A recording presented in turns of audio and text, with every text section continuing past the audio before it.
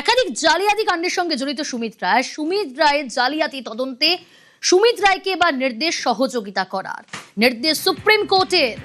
আর কি নির্দেশ এই মামলার পরিপ্রেক্ষিতে বিস্তারিত জানবো। মৈত্রেয়ী রয়েছে আমার সঙ্গে টেলিফোন লাইনে। মৈত্রেয়ী, জালিয়াতি তদন্তে সুমিত রায়কে আর কি নির্দেশ দেশের শীর্ষ আদালতে?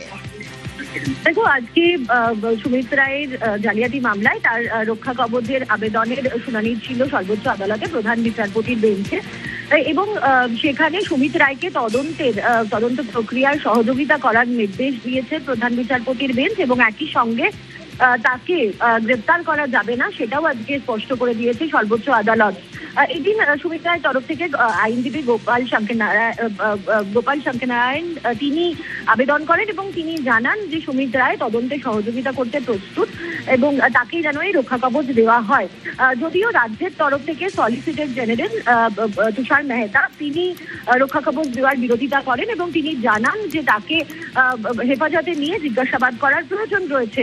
কিন্তু সর্বোচ্চ আদালত স্পষ্টতই জানিয়ে দিয়েছে যে সুমিত রায় তদন্তে সহযোগিতা করবেন এবং তার পরিপ্রেক্ষিতে তাকে গ্রেপ্তার করা যাবে না।